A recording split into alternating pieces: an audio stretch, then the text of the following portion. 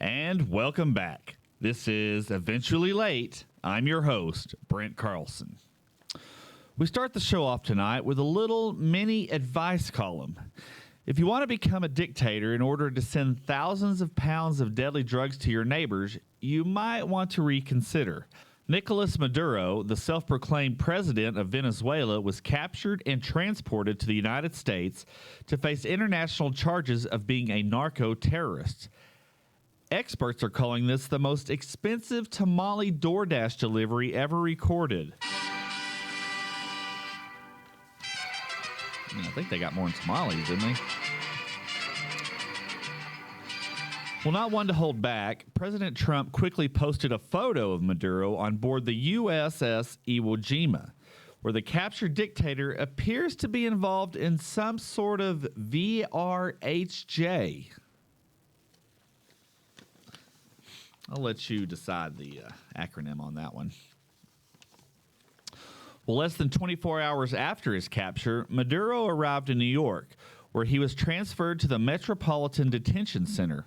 Locked in the heart of Brooklyn, Maduro will hear an extensive list of charges, ranging from narco-terrorism conspiracy to possession of destructive devices to be used against the United States.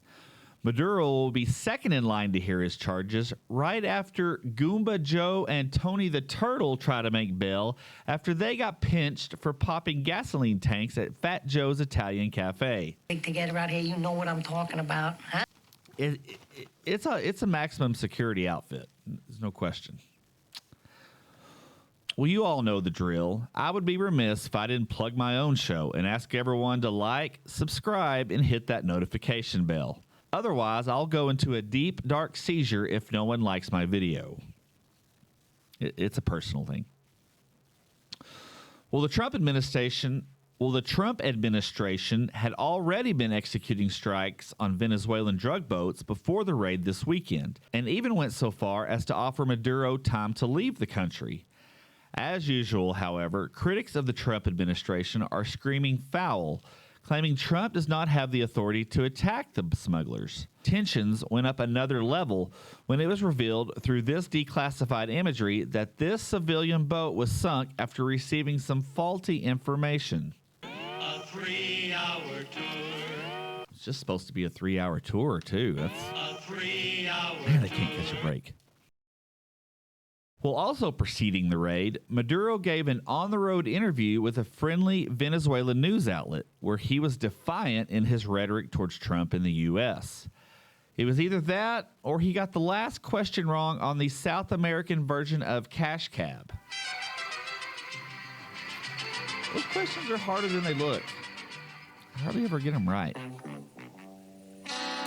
Well, as mentioned, critics of Trump were up in arms over the capture of Maduro as they took to the streets less than 12 hours after Maduro landed in New York. With signs made suspiciously fast, the words, "Stay out of Venezuela," were carried up and down the streets of Manhattan. And what you wouldn't think would be related news, the Artemis II rocket is slated to launch towards the moon in early February, where protesters already have these signs made up for the event. Houston, we have a problem. Dude cannot catch a break. Well, the Trump administration is raising the bar at an airport near you. Literally. Trump's Secretaries of Transportation and Health and Human Services, Sean Duffy and RFK Jr., flexed their muscles at Reagan National Airport this week as they held a pull-up contest to help tout the administration's plans to add mini gyms to airports across the country. You know, just in case they get airplanes to run on BO. Oh, man, I hope they have showers next to them. Or those mini little deodorant things. Lots of Axe spray. Not ass spray, Axe, A-X-E. Well, a small group of students at a San Jose high school have been reprimanded after they posted an image of themselves laying on the high school's football field and forming a human-made swastika. Not to be outdone, the pom-pom squad began dancing to the tune of Skinny Mustache Ride. Oh, that's a top 10 hit or not. Well, who doesn't like going to a stranger's house so you can sleep in their bed and eat in their kitchen? Well, a Verbo in Turkey is saying that is all you can do. A note was left by the owner that said, "This bed is for sleeping and nothing else." I mean, in the owner's defense, it is a B&B and not an F&F. Again, I'll let you decipher. I don't know what the second F would be for.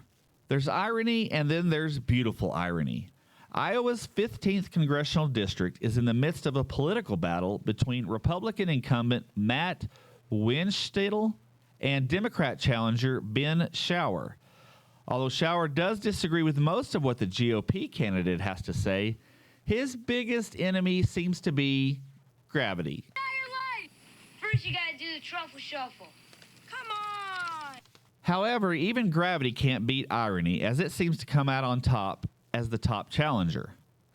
As many of the news stories simply do not line up with the caliber of Shower's stature, because the guy is in a political race that he plans on running in, where he knows it will be an uphill battle, and that in his own website, he has the mission statement that includes the phrases, "strong schools, healthy lives." Yeah.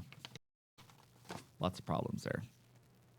Well, scandal has hit the beauty pageant scene as Miss Finland was stripped of her crown after a photo surfaced that depicted Sarah Jaffe pulling at the corners of her eyes with the caption that read, "Eating with the Chinese." Now, while the beauty queen insisted she was simply trying to alleviate a headache and that the picture was taken by a friend without her input, Finland still insisted on requesting her crown back after receiving complaints from across the Asian world. In response, however, Finland replaced Jaffe with the runner-up, which just so happened to be the least Asian-looking woman they could find. I mean, it is Finland. And finally, you know a real newscast wouldn't be complete without a Kardashian sighting. And this time, it's Northwest Kardashian. The 12-year-old daughter of Kim Kardashian and Kanye West sported her latest fashion statement of a pierced nose bridge, turquoise hair, and blackened teeth. Basically the after photo of anyone that was recently bit by a vampire or who has smoked for 1,000 years. Hello, Mrs. Cartman. How are you today? Take care of yourselves, folks. Well, that's it from us here at Eventually Late. Be sure to like, subscribe, and tell your friends. Thanks for joining us.